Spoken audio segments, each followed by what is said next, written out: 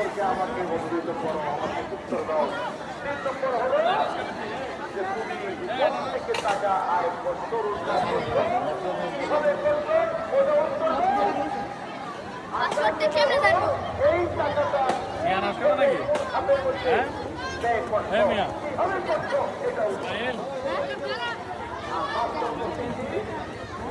তুমি যা জানলা সেই অনুযায়ী আমল করতে তার আমল নামের সামনে পাবে